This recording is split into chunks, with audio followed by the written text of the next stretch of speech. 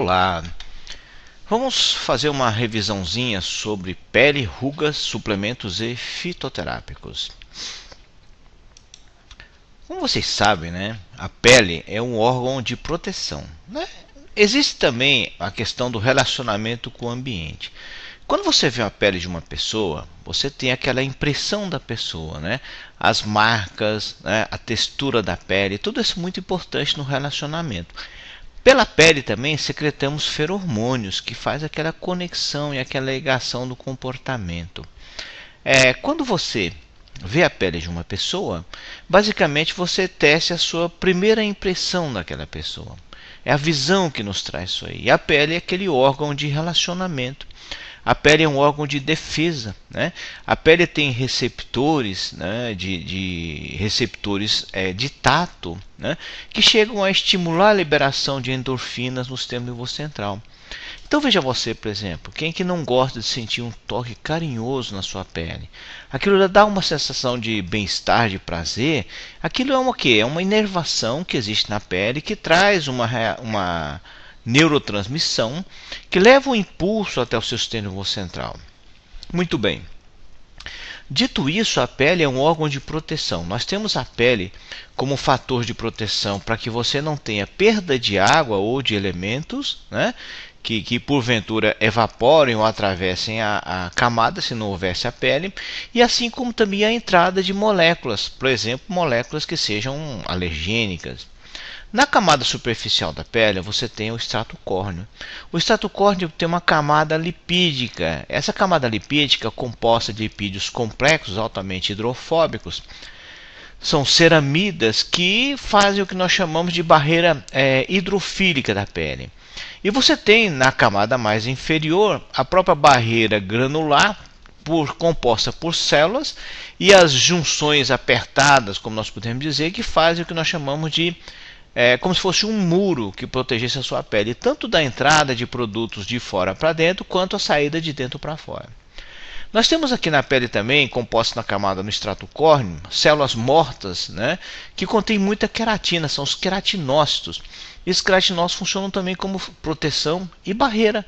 E essa pele está sempre em constante descamação.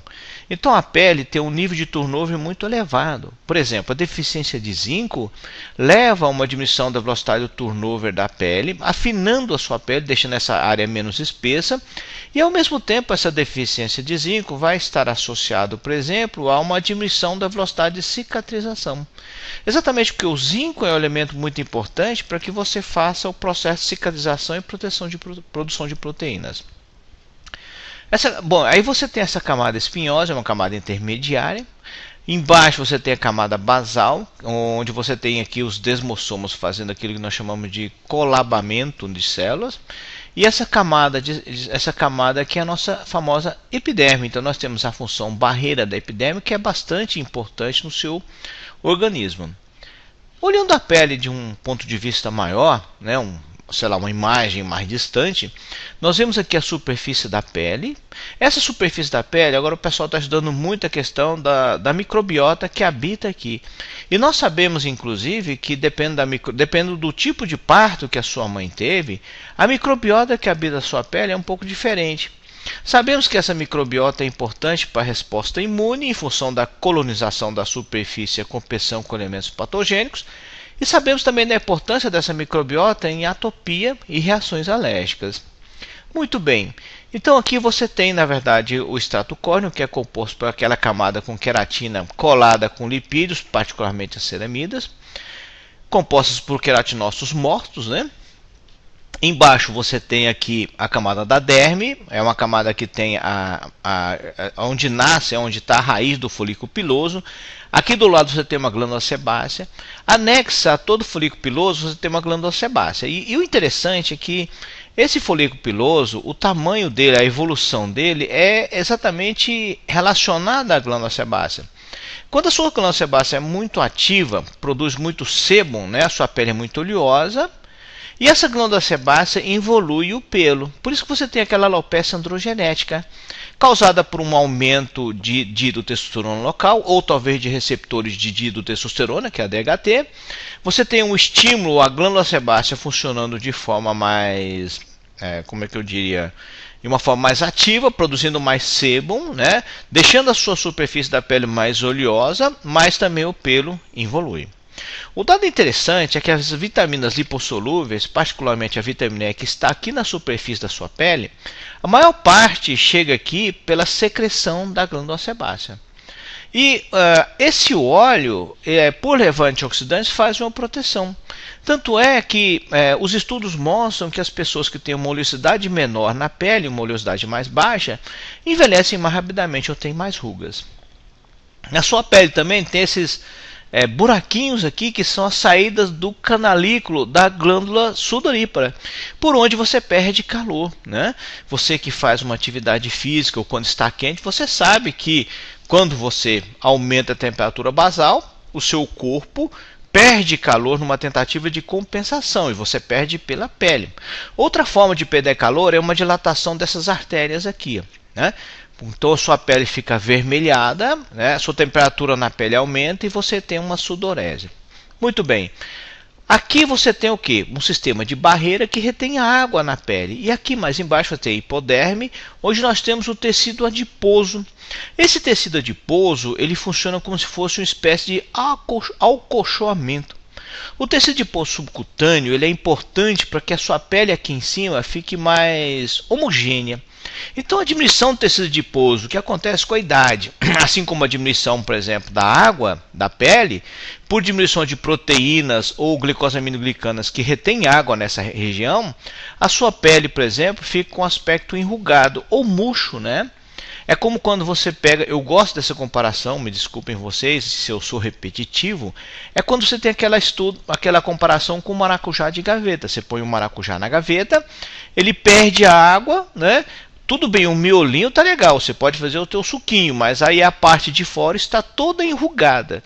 E assim o envelhecimento é uma diminuição desse tecido adiposo aqui, subcutâneo. Olha gente, esse tecido adiposo subcutâneo, ele depende muito do estradiol. A pele, ela depende muito do estradiol, né? O estradiol, ele aumenta a produção de matriz extracelular na pele e na cartilagem, e esse tecido adiposo subcutâneo é que ele responde ao estradiol. Ele tem receptores para estradiol mais do que o tecido adiposo visceral. Aqui você tem o melanócito, que ele fica na camada mais profunda, ele é responsável pela pigmentação da pele. Mas você fica pensando assim, ué, mas se o melanócito está lá embaixo, como é que o melanócito é responsável pela pigmentação? Pois bem, o melanócito ele é uma célula que tem o que a gente chama de dendritos, né? Ele tem prolongamentos e ele se comunica com todos os queratinócitos que estão aqui em cima na sua pele. Automaticamente o que ele faz? Ele joga para cima os melanossomos, que contém a melanina. E aí você vê a cor da pele por cima aqui da sua pele, mas quem está produzindo a melanina é o melanócito lá embaixo. O dado interessante é a questão da circulação sanguínea. Hoje nós vamos falar de suplementação nessa área, mas quando você quer que um suplemento chegue na sua pele, a dilatação das artérias superficiais é muito importante. É como quando você faz uma atividade física e quer dilatar o seu músculo para que o nutriente chegue mais rapidamente no seu músculo, ou chegue mais, né? Então você precisa ter uma ideia que é o seguinte: primeiro, essas células dessa camada aqui são células altamente proliferativas. A camada basal é feita por células altamente proliferativas e altamente biosintética. Então ela faz metabolismo glicolítico anaeróbio. Essas células de baixo aqui são células também que dependem dessa linha metabólica. Então a pele é uma célula, a pele é um tecido um órgão totalmente proliferativo. Por isso que ele depende muito de nutrientes. O seu fibroblasto, por exemplo, depende muito de aminoácidos para fazer seu colágeno, sua elastina, e ao mesmo tempo depende muito de zinco para que faça isso. Na deficiência de zinco, por exemplo, os folículos pilosos eles se involuem. Então você tem o que? Uma evolução do cabelo, do pelo. Então a pele é assim, essa função. Agora imagina a sua pele como um órgão que tem receptores hormonais. E esses hormônios são importantes para o envelhecimento.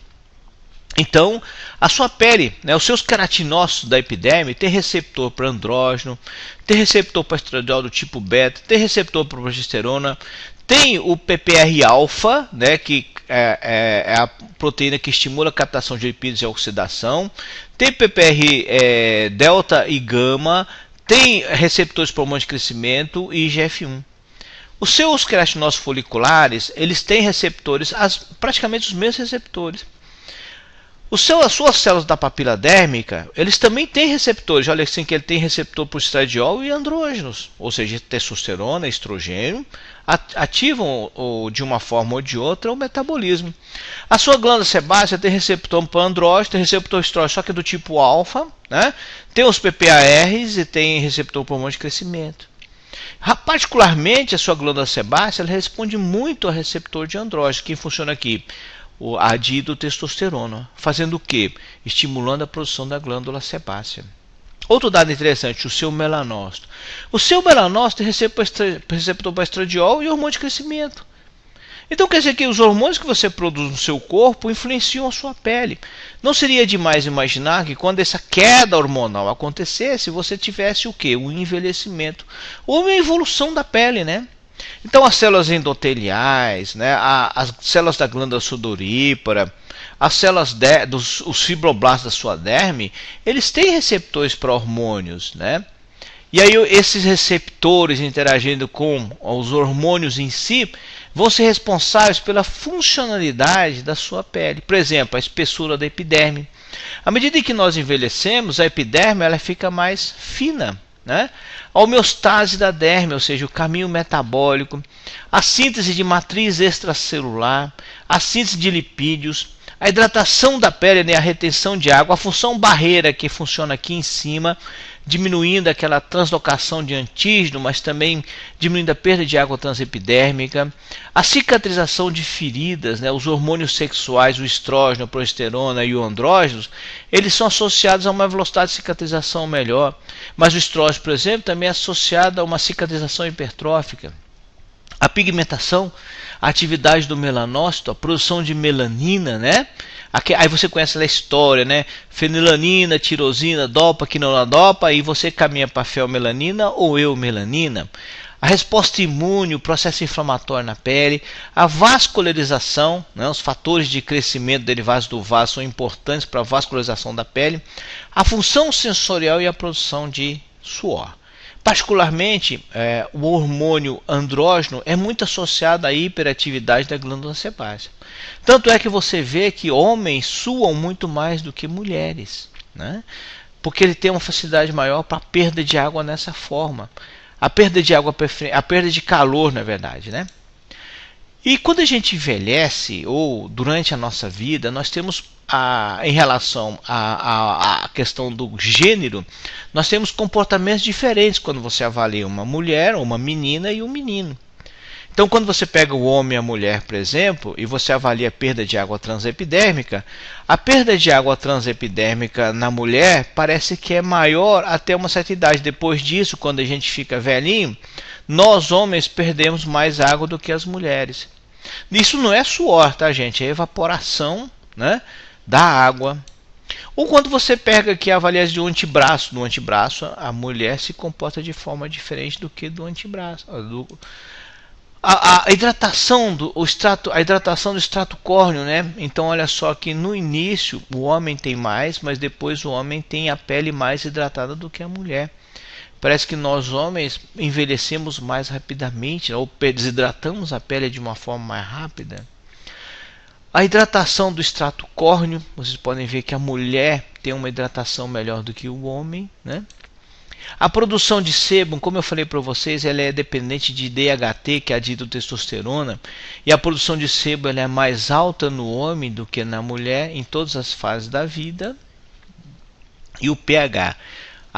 O pH é menos ácido na mulher, no homem ele é mais ácido, o pH da pele, né, aqui na bochecha. Então,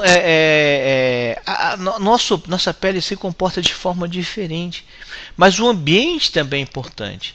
Por exemplo, em climas, em áreas onde o ar é desidratado, a umidade é baixa, você tem alteração na função barreira da pele. Então, por exemplo, nesse lugar ou nesse período do ano, o uso de hidratantes ele é mais indicado. A pele é sensível à variação de temperatura. Se a temperatura varia muito rapidamente, esse é que é o problema. Quando a temperatura varia muito rapidamente, você tem problemas de danos na pele. Então o ideal seria que se você mantivesse sua pele sempre numa temperatura, mas o ambiente muda de temperatura muito rápido. Eu não sei se vocês estão vendo isso, mas na região onde eu moro, a temperatura ela cai de uma forma fantástica num período muito curto de tempo. As pessoas que moram numa região mais alta, né, a altitude mais elevada, causa uma exposição à radiação ultravioleta maior, ou seja, a filtração, né, feita pelo ar diminui. Então, nos indivíduos que moram numa região mais elevada, a exposição é maior. E a poluição também é um fator muito importante e ele causa envelhecimento prematuro da pele e piora doenças da pele. Se você tem fatores somatórios, isso é pior ainda. Vamos supor que não quero isso para você. Você mora num lugar de altitude elevada, de umidade baixa e um ar poluído, né? Evidentemente você tem que ter cuidados maiores com a sua pele.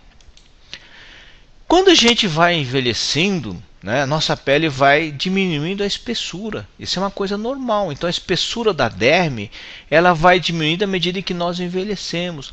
Mas olha que coisa, né? Aqui todos os estudos que eu vejo eles são claros quanto a isso. Eles começam a medir a espessura da pele. No momento em que eles medem, eles já veem que a espessura da pele vai diminuindo à medida que o tempo passa ou que a idade aumenta.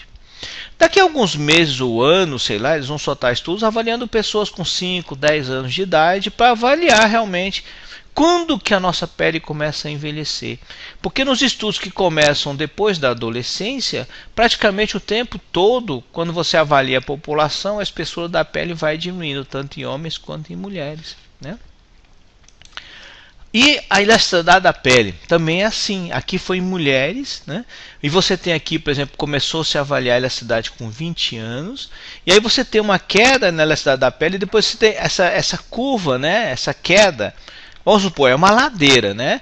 Aí depois você tem essa ladeira, puf, aí não é uma ladeira, é uma queda, né? Por que acontece isso? Menopausa. Olha aqui que a diminuição da elasticidade da pele acontece na média em 20 anos. Em 50 anos. O que aconteceu aqui? Menopausa. A menopausa é um fator de envelhecimento mais rápido. Você entra na menopausa, sua elasticidade da pele diminui mais rapidamente, a espessura da pele cai mais rapidamente, ou seja, não é legal envelhecer, né?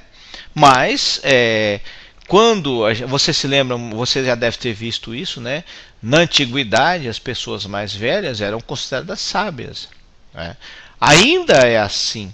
Mas a ruga era uma marcação da idade.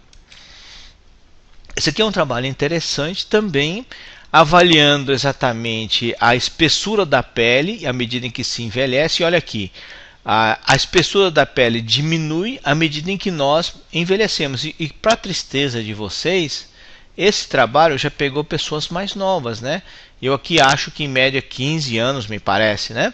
Então, a partir dos 15 anos, começou-se a medir a espessura da pele nesse grupo e a pele já foi mostrando uma diminuição da espessura. Aqui, do ponto de vista telomérico, você começa a envelhecer do momento zero da tua vida, né? Da concepção. Então você nasce com uma pele X, né, de telômeros, uma quantidade X quilodaltos de telômeros, e à medida que você vai replicando, crescendo, evoluindo, o telômero vai encurtando, evidentemente. E eu vou mais além, né? Se eu estivesse olhando a mitocôndria de vocês, do ponto de vista do envelhecimento, mitocôndria na pele, vocês estariam envelhecendo desde antes, quando apareceu o primeiro ser humano. Porque a nossa mitocôndria, ela é uma mitocôndria que nós herdamos da nossa mãe, que herdou da mãe dela, que herdou da sua avó, que herdou da sua bisavó. E aí, do ponto de vista... Envelhecimento é uma coisa relativa, né? E do ponto de vista envelhecimento cutâneo, né, que é o tema de hoje, a gente tem vários tipos. Por exemplo, você tem o envelhecimento cronológico. Você vai envelhecer, você vai ter rugas, a sua pele vai diminuir de espessura, seus telômeros vão encurtar. Então, com o tempo, você vai envelhecer, não tem como. Isso é uma coisa que não tem como você fugir disso aí. Você tem um envelhecimento genético prematuro pelo fototipo, né? Então as pessoas são mais brancas, que vivem numa região de sol, vai envelhecer mais rapidamente. Existe o envelhecimento prematuro genético também, vocês veem de vez em quando isso na literatura. O envelhecimento fotoinduzido, né, a radiação infravermelha, a radiação ultravioleta, leva ao fotoenvelhecimento.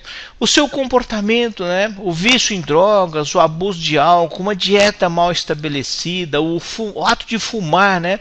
Quem que nunca viu aqueles fumantes com aquelas ruguinhas na boca, né, no lábio, como se fossem fissuras, né, em volta dos lábios? Eu falo assim que aquele pessoal tem aquela ruga em volta da boquinha deles, né, que são paralelas à longitude da boca, mostrando que aquilo ali é uma ruga de manter a boca mais fechadinha, fumando, segurando cigarro, e ao mesmo tempo o cigarro gerando radiação, gerando radicais livres, envelhecendo mais rápido. Ou doenças catabolizantes, né? Quando de vocês, por exemplo, não deixam de ver uma pessoa, quando vê depois de alguns anos ela teve uma infecção grave, um câncer, uma hepatite, ela aparece toda envelhecida, com mais rugas. Então existem doenças que são debilitantes e que concorrem para o envelhecimento.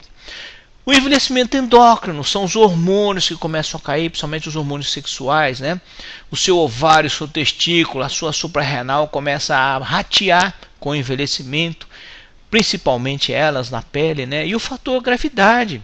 Fala assim, mas a gravidade, a gravidade puxa tudo para baixo.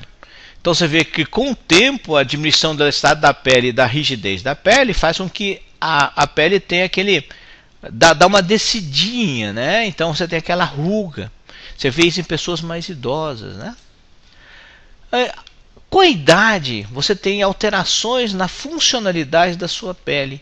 Por exemplo, a espessura da pele, da epiderme cai, né? Há uma atrofia da camada espinhosa, você aumenta ou você altera, né, a sua célula basal, você fica mais heterogênea, tudo isso aumenta a fragilidade da sua pele. Tem uma diminuição da atividade mitótica, né, ou seja, a divisão celular diminui, né? O seu lipídio diminui porque a função de reposição, a velocidade da reposição diminui, com isso altera a função barreira. Então você perde mais água na pele, né? Você tem uma alteração nas junções dermoepidêmicas, a pele se torna mais flácida. Você tem alteração dos melanócitos, os melanócitos começam a ficar, a distribuição fica heterogênea, então você tem áreas da pele mais escura, mais clara, você tem lentígeno, você tem, por exemplo, o embranquecimento do cabelo, isso é muito associado ao estresse oxidativo. As células de Langerhans na sua pele diminuem, mudando a sua capacidade imune, diminuindo a sua resposta imune cutânea. A espessura da derme diminui a quantidade de fibroblastos, automaticamente diminui a força e a resiliência, então a resistência e a elasticidade da pele. A produção de matriz extracelular também cai. Você tem uma diminuição de produção de matriz extracelular, então você tem menos retenção de água, mais flacidez, né? Você tem uma diminuição do colágeno da elastina, porque você tem o que? Você tem uma desintegração, você fabrica menos e destrói mais rapidamente, isso leva à formação de rugas, né, e a deformação da sua pele. Você tem uma diminuição da microvasculatura da pele, diminuindo a chegada de nutrientes, diminuindo a responsividade vascular, alterando a regulação térmica. Você tem a alteração nos seus anexos da pele, a glândula sebácea, as glândulas sudoríparas, todas elas têm uma diminuição. Isso contribui, por exemplo, para alterações na sua camada, na sua produção de lipídios e também de suor. Você tem uma alteração da sensibilidade neuronal na pele. Do ponto de vista morfológico, né, você tem acúmulo de tecido elástico anormal, as suas fibras começam a ficar mal distribuídas e mais raras, o seu fibroblasto tem uma diminuição da capacidade biosintética. Você tem o que? Você tem uma diminuição da produção de glicosaminoglicanas e proteoglicanas e ao mesmo tempo uma produção de glicosaminas e proteoglicanas alteradas e disfuncionais, ou seja, além de diminuir a quantidade dos bons, você começa a produzir aqueles que têm uma funcionalidade alterada. Você tem o aumento dos mastócitos propiciando o processo inflamatório, isso também neutrófilo. Olha só, o que aumenta é aquilo que não precisa, né? Você tem vários fatores, como por exemplo a diminuição do ancoramento de fibrilas. Você tem o que? Um espessamento da parede vascular, então você tem menor capacidade de dilatação das artérias. A função da sua pele cai e a espessura da sua pele diminui. Aqui uma pele jovem, uma pele envelhecida. Você nota que a epiderme, né, a epiderme em si, ela até que tá legal, né? Mas a epiderme é a derme, mas a hipoderme você vê que é altamente diminuído. O tecido adiposo subcutâneo diminui de uma forma fantástica. Isso faz com que a sua pele diminua, o que nós podemos chamar de enchimento. E essa diminuição do enchimento faz com que aqui em cima comece a ver o que? Rugas, né? A pele, por exemplo, com menos oleosidade, com uma descamação alterada, fica uma aparência mais fosca, né? A pele desidratada tem uma aparência mais fosca, a pele com menor oleosidade tem uma aparência mais fosca também, né? Um fator importante também é a lesão mitocondrial. A radiação ultravioleta, ela lesa diretamente a mitocôndria, particularmente a ultravioleta B. A ultravioleta A, ela lesa, mas porque ela gera estresse oxidativo. Isso vai diminuir a capacidade de produção de energia, né, na sua pele. Você tem um efeito, a radiação infravermelha, ela do tipo A, ela chega mais numa camada mais profunda, isso pode alterar a funcionalidade das suas células. A B, como sofre uma filtragem maior, ou seja, tem mais obstáculo, ele aquece mais a pele, então a sua pele fica vermelha, porque a radiação ultravioleta leva a isso, né? O A, ele não te deixa a sua pele vermelha, mas ele penetra mais profundamente, isso causa lesão por estresse oxidativo, sensibilização de moléculas. A proteção ao sol muda, por exemplo, a composição ou a estrutura da sua pele.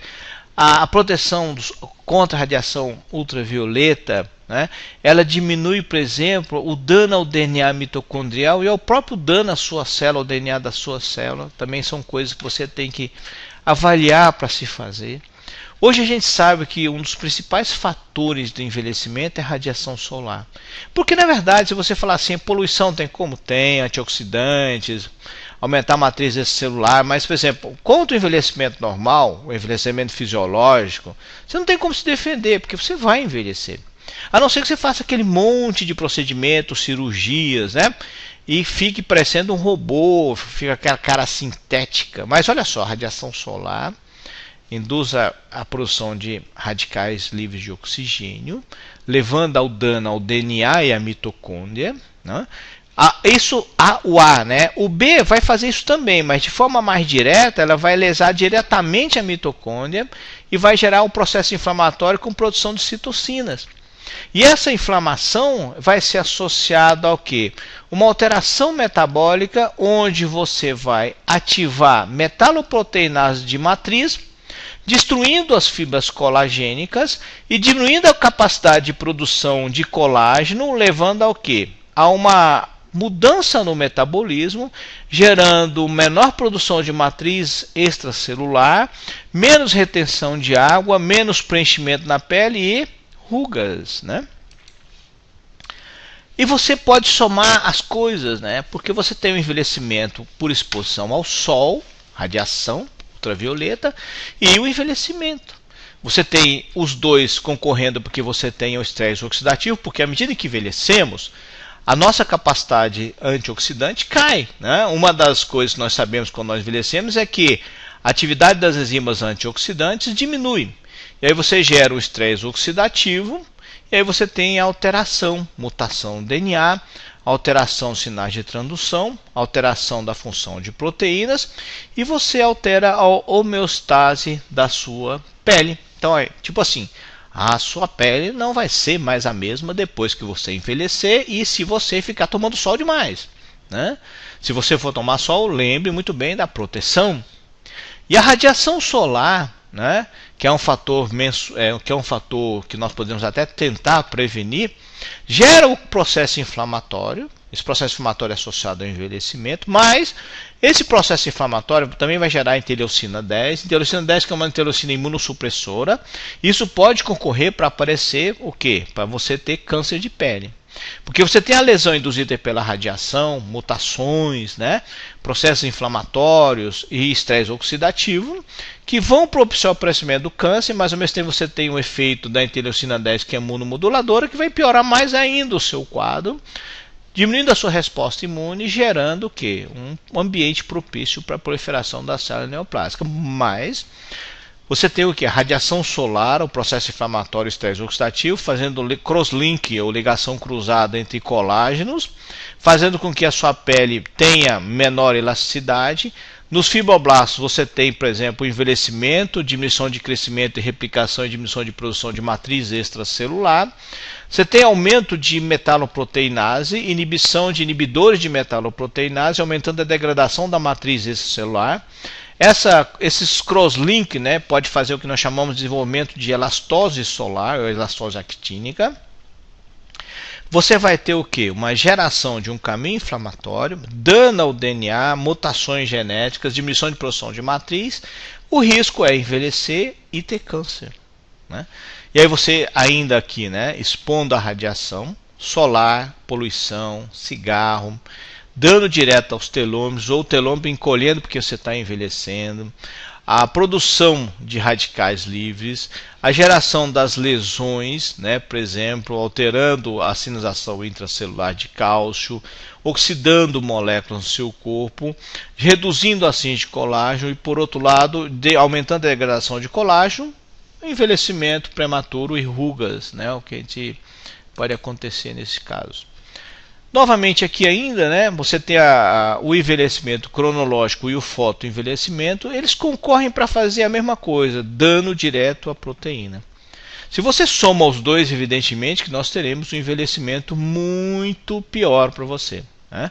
Então você tem com o envelhecimento o encurtamento de telômeros, o aumento da senescência celular, um aumento, né, do que nós podemos chamar de lesões mitocondriais pela própria senescência celular, uma diminuição de hormônios produzidos nas suas gônadas, na suprarrenal. Estou levando em consideração os hormônios mais importantes, que são os esteroides, né, a testo e o estradiol principalmente. Mais dano à mitocôndria, estresse oxidativo, porque você produz menos NADH, né, mas você também produz menos ATP. E o seu fibroblasto precisa de ATP para funcionar. Aí você vai produzir dano às proteínas, mas pela radiação ultravioleta você também vai fazer danos à proteína. Some os dois, você vai ter um efeito cinético somatório, né? Então aqui você tem uma pele jovem, olha como é que estão distribuídos o colágeno, as fibras elásticas e as glicosaminoglicanas. Aí quando você envelhece, a distribuição você pode notar que é praticamente a mesma, só diminui um pouquinho. Mas quando você sofre o fotoenvelhecimento, as fibras de colágeno se degradam muito mais rapidamente de uma forma irregular, as fibras elásticas praticamente desaparecem, né? O ancoramento das fibras praticamente se destrói, deixando a sua pele sensível a efeitos mecânicos, né? Por exemplo, a gravidade, e a distribuição dos glicosaminoglicanos é totalmente diferente. Aqui é só diminuído, mas quando você vê aqui, a distribuição é totalmente alterada. Isso é o fotoenvelhecimento, né? Uma pele envelhecida que foi exposta ao sol. Novamente aqui, né, basicamente a radiação solar lesando o seu fibroblasto, destruindo fibras elásticas por estímulo de elastase. E aí você tem um aumento de ativação de metaloproteinase de matriz, particularmente A1, A3 e A9, estromelizina, colagenase e gelatinase, degrada colágeno e matriz extracelular como um todo. Aí você tem o que? Alteração, né, da tensão mecânica. Você tem o que? O envelhecimento, né? Você aí vai ter também o estresse oxidativo, a diminuição da atividade da mitocôndria, gerando radicais livres, aumento de potência de apoptose 1, estresse oxidativo e envelhecimento. Destruição de fibras, alteração mecânica, diminuição de retenção de água. Aí você fala assim, a radiação ultravioleta é ruim, mas o calor também é ruim. O que é interessante, porque na verdade, o calor, que é infravermelho, ele pode ter um efeito estimulante da produção de matriz celular, desde que seja pouco, né? E aí você tem o que? O calor ativando o TRPV, receptores tipo TRPV, fazendo influxo de cálcio, aumentando a produção de metaloproteinase da matriz tipo 1, se não me engano a colagenase, destruindo o colágeno e envelhecendo a pele. O sol ou o calor, ou ambos, né? Geralmente quando tem muito sol, está muito quente, ou vice-versa, né? O estresse oxidativo, ele é importante na sinalização? Sim, né? A fonte de estresse oxidativo de radicais livres, né, vai alterar os sinais de transdução do seu queratinócito, vai gerar dano ao DNA, ou você pode fazer o que? Você pode usar antioxidantes para compensar essa agressão causada pelo estresse oxidativo, né? Aqui você tem a radiação ultravioleta, levando a aumento de lesão ou dano ao DNA. E aí você tem o que, na verdade, né? Alteração de funcionalidade do STAT3, diminuindo, né, a capacidade metabólica do seu organismo. Então você tem, por exemplo, a modificação, né, do metabolismo, levando levando ao envelhecimento da pele, mas também concorrendo para que você desenvolvimento de câncer. Outro fator importante associado ao estresse oxidativo é a lesão da membrana das suas células, né? Você gera o radical livre, então você tem a radiação ultravioleta A, gerando oxigênio singlet, o oxigênio singlet gerando radical livre superóxido. Pela ação da sódio vai produzir peróxido de hidrogênio em presença de ferro ou metais de transição, reação de Fenton, que gerará radical livre hidroxila. Ele lesará a membrana, mas você vai ter também aqui a radiação ultravioleta B. Aqui está errado, né? Porque o singlet é gerado pelo A. Então aqui você tem que ter o A aqui do lado. O B gerando aquecimento local, aumentando a produção de óxido nítrico pela ativação da INOS. E aí você tem os dois somando para que tenha lesão na sua pele. Olha aqui o óxido nítrico e o radical livre gerado pelo oxigênio ou pelo nitrogênio, lesando a sua estrutura da membrana celular, evidentemente lesando o seu fibroblasto. Quando você expõe a sua pele ao envelhecimento do ponto de vista crônico, você reduz a capacidade de retenção de água, você tem uma perda de fibras, reduz, né, os folículos, inclusive diminuindo a densidade deles e fazendo com que eles fiquem mais brancos, né? Desintegra mais fibras elásticas, diminui a resposta imune na pele, isso é muito importante, e faz uma pigmentação irregular. Eu fico pensando aqui, será que não é hora da gente pegar a vitamina D e acrescentar nos filtros solares para que você tenha um aumento de produção de catelecidina na pele? E eu fico pensando assim, a melhor forma de dar vitamina C é dar vitamina D, eu falei D, né, gente? Dar vitamina D via oral? Ou será que a melhor forma de dar vitamina D é fazer tópica? Por quê? Fonte de produção. Quem é o maior produtor de vitamina D para o nosso corpo? A nossa pele, né? Será que não é interessante usar um creme com vitamina D para repor vitamina D? Eu fico pensando que talvez fosse uma excelente opção, porque a vitamina D tem papel na pele, né? Eles estão estudando muito o papel regulador da vitamina D na pele, por exemplo, na atividade das glândulas sebáceas, na resposta imune principalmente, né? Na produção de catelecidina, que é responsável, ou parte da resposta imune inata, e a catelecidina e seus peptídeos, que tem um efeito, por exemplo, bactericida, viricida, né? Ainda aqui você pensa assim, então quer dizer que eu tenho o fator intrínseco e o fator extrínseco que me faz envelhecer. Sim. E você tem genes, mutações, níveis de hormônios diminuídos, assim como a radiação fumante, a poluição, o ozônio. Tudo isso concorre para que você envelheça. Aqui está mostrando basicamente o que? Né? A produção de radicais livres. A produção de radicais livres que vai, no final das contas, levar a uma diminuição de produção de colágeno, diminuição de produção de procolágeno tipo 1 e tipo 7, desorganização das fibras na sua pele e também dos glicosaminoglicanas, né, colágeno e glicosaminoglicanas, ativação de MMPs, metaloproteinase de matriz, ao mesmo tempo uma inibição de inibidores de metaloproteinase de matriz, e uma indução da MP1, 3 e 9, colagenase, estromelisina e gelatinase, levando à destruição de fibras da pele, mas ao mesmo tempo diminuindo a produção, né? Ou seja, você tem dois fatores para envelhecer. Aí você tem uma alteração no metabolismo da elastina, um processo inflamatório, né, ativação de NF-κB direto pelo estresse oxidativo. Isso gera citocinas inflamatórias e a inflamação que gera estresse oxidativo. No nível agudo aumenta essas citocinas aqui, mas no nível crônico aumenta a interleucina 10, que é uma interleucina imunossupressora. E aí nós temos que compensar isso aí. Quando a gente vai envelhecendo, né, você vai tendo algumas alterações na sua pele. Por exemplo, o turnover da epiderme diminui. Então a capacidade de replicação das células cai. A cicatrização altera, né? Então você cicatriza menos. O pessoal fala assim, uma cirurgia num velhinho cicatriza melhor. Cicatriza mais lentamente, mas não hipertrofia, né? Ou seja, a chance de não hipertrofia é maior. Lesão, a resposta a agressões é maior quando você é jovem. A função barreira, a percepção sensorial cai, a imunidade cai, a reatividade vascular diminui. A produção de sebo e a produção de suor diminui, e a produção de vitamina D, que é um fator importantíssimo, também cai. A deficiência de estrógeno na pele acaba tendo um efeito muito importante, né?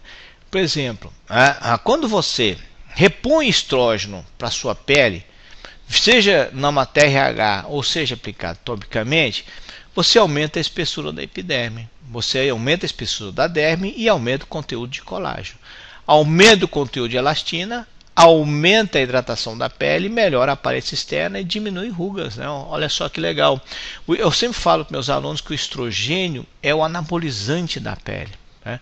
Você quer uma pele boa, o estrogênio é importante para isso. Por isso que naquela escala de envelhecimento, quando você envelhece, você tem quando você entra na menopausa, você tem uma queda brusca no estado da pele e na espessura da pele. Aqui um resumo, né, do efeito da reposição hormonal em pele, né? E aí você tem o que, por exemplo? Aqui você tem um aumento, você tem aqui quando você envelhece, né? Você tem o que? Você tem uma alteração na percentual de colágeno e a espessura da sua pele diminui, né? E quando você faz a reposição hormonal, ou seja, faz o estrogênio, você tem um aumento de produção de colágeno, um aumento da espessura da derme e um aumento, aqui nesse outro trabalho de Castelo Branco, um aumento do conteúdo de colágeno nos grupos tratados com o estrogênio, né? Aqui você tem um sumário de outros resultados, e aí você tem assim, até alguns mostram não efeito, na verdade só esse aqui, o restante todos mostrando que o uso de hormônios estrogênios melhora, né, a estrutura e a fisiologia na sua pele envelhecida. Isso aqui também é a mesma coisa, uma tabela um pouco diferente, mostrando o efeito tópico do estradiol, aqui do estradiol e 4%, um comparativo com a genisteína 4%. Você lembra que a pele tem receptores para estrogênio tipo beta, é onde a genisteína se liga, né? E aí você tem o que na verdade? Você tem benefícios no envelhecimento. E aqui, quando você faz genisteína comparando com o estradiol, evidentemente o estradiol é melhor que a genisteína, mas a genisteína também tem um resultado. Ou seja, de repente, para você é interessante. O controle do estresse oxidativo pode ser feito por polifenóis, né? Catequinas, proncianidinas, resveratrol, eu gosto muito da silimarina, né, gente? Silimarina via oral, ela tem um benefício na pele, mas todos eles, tanto via oral quanto tópico, vão ser associados a benefícios na pele, principalmente na prevenção de carcinogênese. Os carotenoides também têm seu efeito também. Aqui, quando você tem o CRT aqui, é carotenoide. Aí o carotenoide vai fazer o quê? Vai diminuir o oxigênio singlet, diminuindo o estresse oxidativo, prevenindo o envelhecimento da pele pela radiação ultravioleta, principalmente a A. Mas como ele tem efeito antioxidante, indiretamente ele vai proteger contra a B, né? E aí você tem o que? O efeito antioxidante e protetor do carotenoide. O interessante é que o carotenoide na pele também pode ser convertido para vitamina A. E a vitamina A é um anabolizante da pele, né? Estimula a produção de matriz extracelular. Vitamina A tópica é uma boa abordagem para você tratar a pele envelhecida, né? E o carotenoide é uma fonte. O licopeno basicamente tem também esse efeito, só que ele tem dois efeitos, né? Ele tem o efeito antioxidante e ele também inibe a ativação de MMP1 que é a colagenase. Então ele vai diminuir a degradação da matriz extracelular. Então o licopeno tem dois efeitos na pele, né? Um efeito é antioxidante, o outro efeito é um protetor do envelhecimento independente, diminuindo a ativação de metaloproteinase da matriz do tipo 1.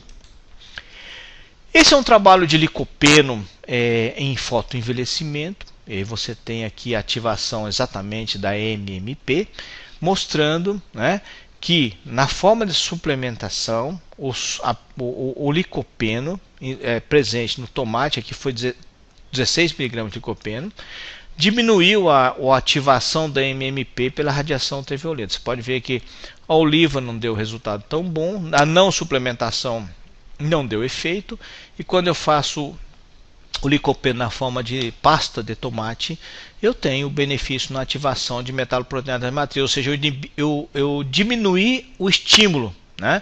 Se eu diminuir o estímulo de produção de MP1, eu diminuí a produção de colagenase, consequentemente eu diminuo a destruição de colágeno na pele. Aqui uma comparação de caroteno, né, baixa dose e alta dose, mostrando o RNA mensageiro para colágeno tipo 1, que a baixa dose de 30 mg é mais eficaz do que 90 mg, ou seja, aquela famosa curvinha onde quando você dá demais é ruim, né? Então aqui foi um ponto de corte, uma dose de 30 mg, para o colágeno tipo 1 aqui, também avaliando. As doses diferentes, né, com a questão da alteração por uma avaliação visual, né, um visiometer, mostrando que a baixa dose de carotenoide, de beta-caroteno, dá também uma diminuição na variação da cor da pele, né. Aqui, na verdade, um efeito das doses mostrando uma diminuição da 8-hidroxideoxiguanosina. Pela radiação ultravioleta, a 8-hidroxideoxiguanosina aumenta. Quando você dá uma dose baixa, ela aumenta menos, né? O mesmo resultado com o licopeno, com o caroteno, uma dose mais elevada, 30 versus 90, né? Mostrando uma proteção contra o estresse oxidativo que lesa o DNA do indivíduo. Quando você administra uma zeaxantina, uma luteína, né? Você tem a localização dele. Então, por exemplo, a luteína, como ela tem ponto de hidroxila aqui, né, um anel fechado, um anel fenólico, ele fica exposto, né, na camada da interface, enquanto que outros carotenoides como o licopeno, ele fica dentro da face. Então sempre é ideal você associar, por exemplo, o licopeno com uma luteína, para você ter um efeito protetor melhor. Mas eu sempre gosto do beta-caroteno porque ele é barato, ele é mais barato que os outros, né? Tem mais estudos clínicos e também converte para vitamina A, que é importante para a pele, né?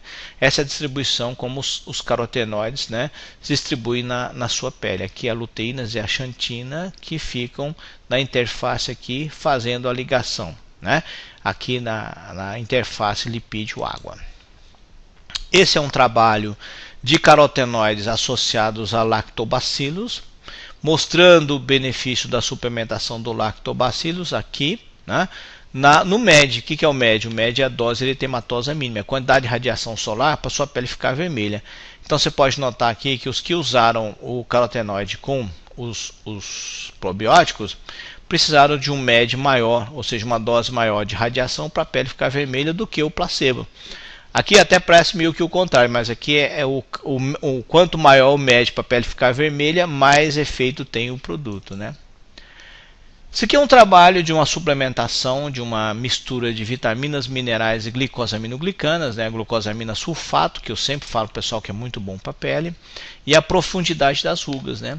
E aqui você tem o que? Você demonstra uma diminuição da profundidade da ruga. Você fala assim, ué, claro, a ruga é um buraquinho, né? Então aí você vai lá, vamos supor que você tem uma ruga de um buraco de 1 milímetro. Aí você dá o seu suplemento. O buraco diminui para 0,8 milímetros, ou seja, ficou mais raso, né? Consequentemente ficou menos visível. E isso é importante para a ruga, né?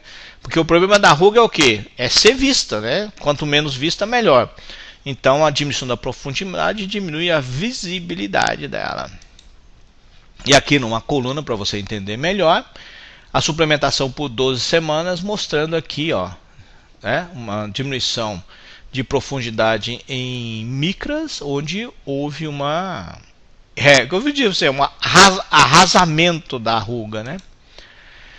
Aqui você tem um trabalho de ingestão de flavanol do cacau, né, dando o que? Né? Aí você pega uma dieta rica, um suplemento rico, uma bebida rica em flavanol, uma bebida pobre em flavanol, e aí você vê aqui o valor importante do delta A, né, que é a variação da cor da pele após radiação ultravioleta de 1,25 médio. O que é? É 25% a mais da dose de eritematosa mínima. Então, se eu fizer 1,25 médio em você, sua pele vai ficar vermelha, né? E aí o que aconteceu? A índice da vermelhidão foi avaliada. Quando você ingere uma bebida rica em flavanol, a sua pele fica menos vermelha, mostrando uma fotoproteção.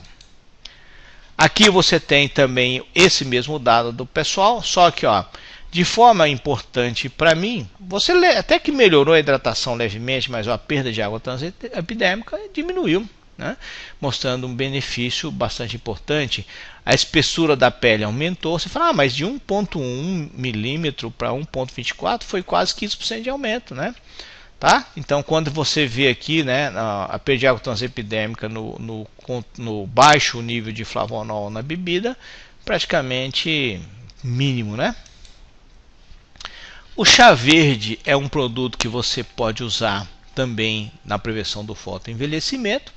Traz benefícios, traz caminhos inflamatórios, angiogênese, resposta imune, diminuição de câncer, diminuição de estresse oxidativo, diminuição de NF-κB, que é o fator nuclear de transcrição B, que é um sinalizante para a produção de citocinas inflamatórias, uma diminuição de COX-2, né, e você tem um aumento do reparo ao DNA. Então, tem um benefício? Sim, né? Aqui você tem a radiação ultravioleta e o seu mecanismo de reação de câncer de pele. Você tem a geração de estresse oxidativo, depressão do sistema antioxidante, peroxidação lipídica e oxidação de proteína, estresse oxidativo, risco de câncer. Dano direto ao DNA, né? Risco de câncer. Instabilidade genômica, por exemplo, alterando a funcionalidade da P53, dano, levando à possibilidade de você ter câncer de pele ou ativação de fatores sinalizantes, como STAT3, AP1, proteína de apoptose 1 e NF-κB, que é o fator nuclear de transição B, levando à alteração da resposta imune e a câncer, né? E aqui você tem os seus possíveis polifenóis que podem fazer a proteção. Polifenóis da uva, chá verde, o galactibgalacatequina, né?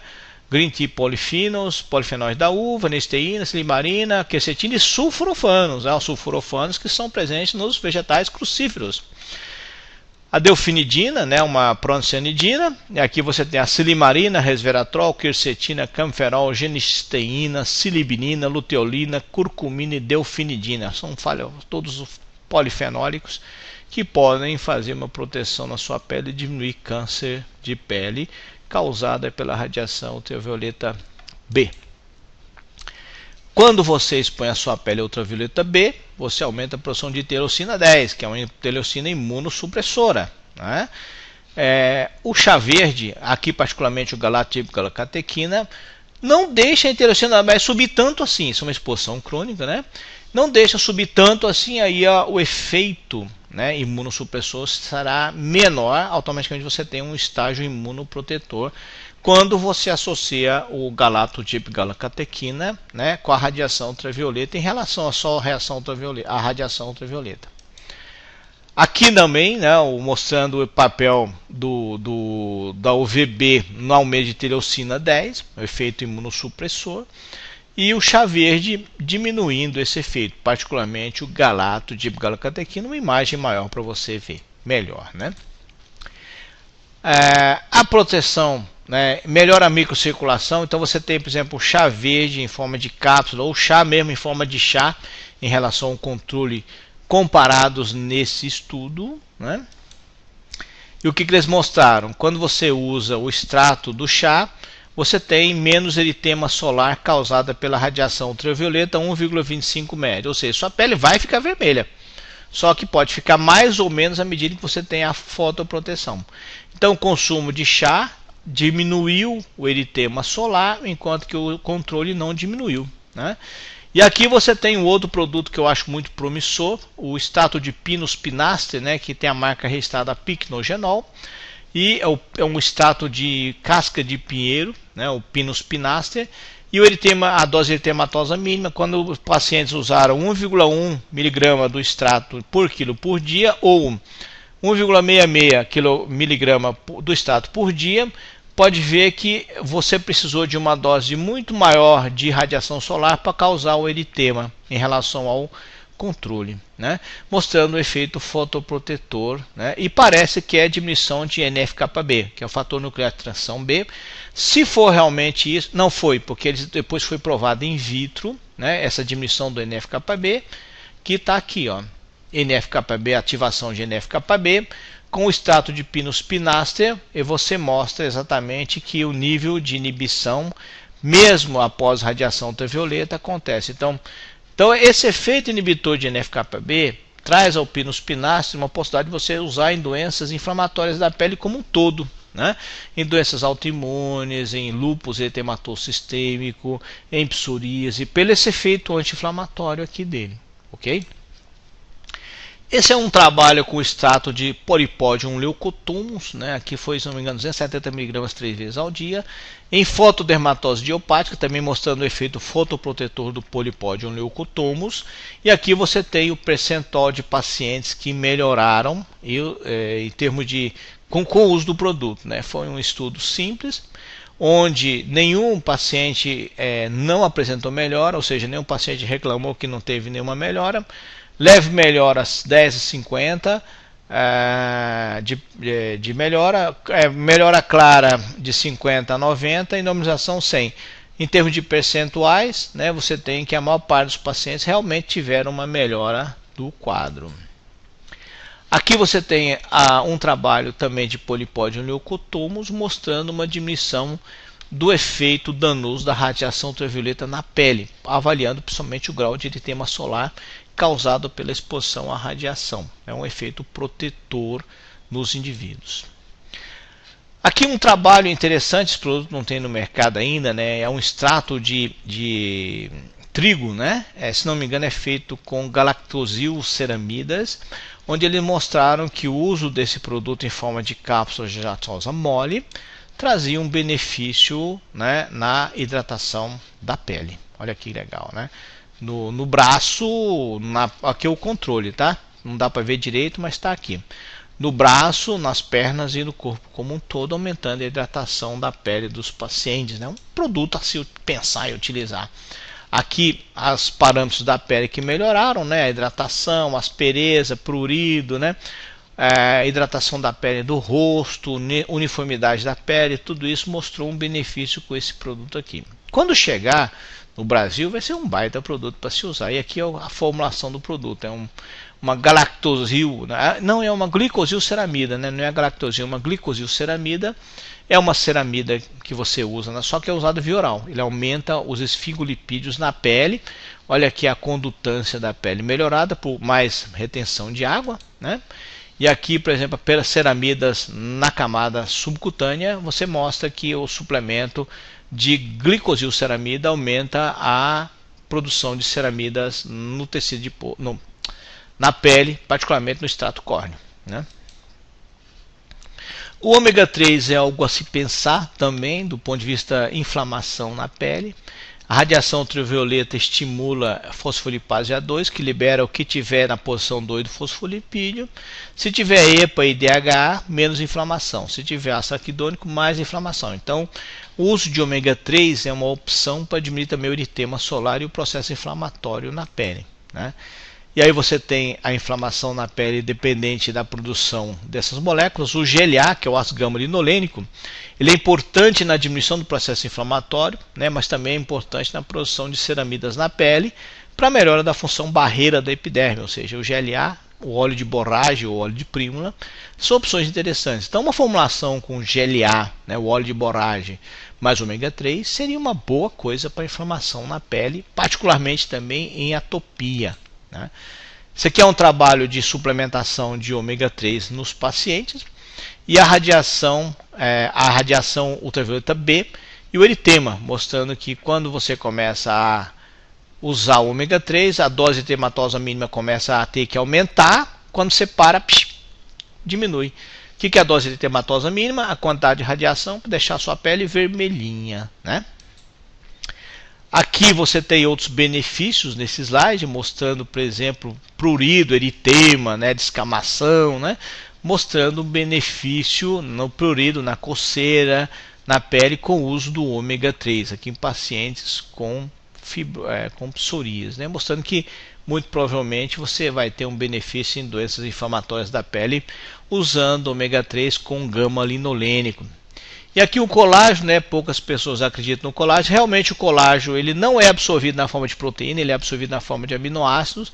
Só que ele tem um perfil aminoácido muito interessante para a pele, uma rica prolina muito alta, hidroxiprolina, hidroxilisina. E aqui um estudo onde foi feito a radiação ultravioleta e fizeram o colágeno para os pacientes. Os indivíduos que usaram o colágeno, né, mais tiveram a exposição à radiação ultravioleta, tiveram mais hidratação da pele do que só a radiação ultravioleta, mostrando o efeito protetor para a pele, né? Aqui um trabalho de consumo de óleo de borragem, né, que contém o ácido gama-linolênico, que é o GLA, em perda de água transepidérmica, que é o TEWL, mostrando uma diminuição de perda de água transepidérmica. Isso reflete em quê? Em aumento de hidratação da pele. Isso leva a quê? Porque o GLA ele aumenta a produção de ceramidas na pele, né? E isso acaba tendo esse benefício aqui. Aqui na umidade da pele, aumentando a umidade da pele, lógico, evaporou menos água, a pele fica mais hidratada, né? Seria logicamente esperado isso aí. Isso aqui é a suplementação de Evening Primrose Oil, que é o óleo de prímula, mostrando também benefício à pele. Ele tem o GLA, que aumenta a produção de ceramidas. A hidratação da pele com 12 semanas, uma melhora da hidratação da pele com o óleo de prímula. Diminuição da perda de água transepidérmica em relação ao mês, a semana 4 e a semana 12. Né? A vermelhidão da pele também teve uma diminuída, né? O estado da pele teve uma melhorada, aumentou a elasticidade da pele dos indivíduos usando o óleo de prímula. A firmeza da pele também aumentou usando óleo de prímula. Isso reflete muito a retenção de água na pele, né? A fadiga, a resistência à fadiga também aumentou nesses indivíduos, mostrando ainda o benefício da suplementação do óleo de prímula nesses pacientes, né? E a aspereza da pele também teve uma diminuída, sua pele ficou mais lisa, né? menos áspera. Aqui um trabalho de vitamina B3, a nicotinamida, 500 mg a pele, está compensando, né, a imunossupressão causada pela radiação ultravioleta B. Mostrando aqui foi um trabalho onde eles fizeram uma avaliação da imunossupressão por teste de Mantoux. E aí você tem o que? Um efeito imunossupressivo diminuído quando você consumiu 500 mg de vitamina B3. Dose alta, né? Mas mostrando um benefício principalmente produção de NADH. Esse aqui é um trabalho em melasma, né, em pacientes das Filipinas, mulheres, né? A suplementação está aqui embaixo. Ó. Eu sempre falo assim que foi 24 mg de procendinas, isso aqui foi do Pinus pinaster, né? 6 mg de beta-caroteno, 60 mg de vitamina C, 15 mg de vitamina E. E olha que legal o benefício, né? A diminuição da pigmentação da região malar, né? Mostrando um benefício nos pacientes, diminuindo a pigmentação nesses pacientes, diminuindo o score de severidade do melasma, usando uma formulação até bastante simples e tranquila. Aqui, na verdade, a mesma coisa, né? Diminuindo a pigmentação. Aqui a suplementação de Equol, né? O Equol ele é um derivado metabólico da genisteína, geralmente quem produz são bactérias probióticas, né? E em mulheres pós-menopausa. E eles demonstraram exatamente que a suplementação de Equol, em doses mais elevadas, levava a uma diminuição de rugas, né? E o Equol é um fitoestrógeno bastante interessante para se produzir. Estudos mais recentes mostram que a resposta à isoflavona da soja é maior em pacientes produtores de Equol do que pacientes não produtores de Equol, né? É uma opção a mais no tratamento. A água é importante, olha só que coisa fantástica, né? Manter seu corpo hidratado, ingerindo uma água com minerais, é uma opção também para fazer o que? Diminuir as rugas, né? Então olha aqui a água mineral em relação à água comum, né?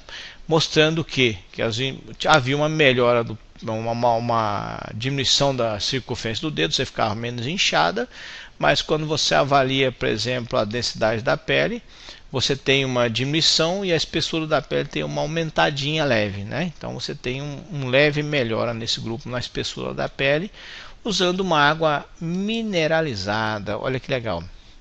Aqui você tem numa água comum, né, uma diminuição da espessura da pele, numa água mineralizada, a não diminuição e um aumento leve, né? É leve, mas é importante. Isso via oral, vamos falar da tópico, né? Tópico você tem benefício. Aqui foi um trabalho onde foi feito o uso de um detergente, né? E foi avaliada a hidratação da pele, foi usado um creme base, um creme barreira e um creme antioxidante. O que aconteceu? O resultado na hidratação da pele pós uso de um detergente foi melhor com creme com antioxidantes, né? Olha que legal. Aqui no fluxo sanguíneo da pele, mostrando diminuição, mostrando que o creme com antioxidante levou a menos alteração no fluxo sanguíneo, né, na pele desses indivíduos, ou seja, manutenção do estado normal, enquanto que os outros têm um aumento de fluxo sanguíneo, provavelmente por aumento de irritação na pele desses pacientes. A perda de água transepidérmica aumentou, né, com a pele não tratada. O creme base não funcionou muito, né, o creme barreira funcionou, mas o creme com antioxidante funcionou. Não foi melhor que o creme barreira, porque o creme barreira é creme barreira, ele está lá para isso, né, para diminuir a perda de água transepidérmica, porque ele faz uma barreira hidrofóbica, né?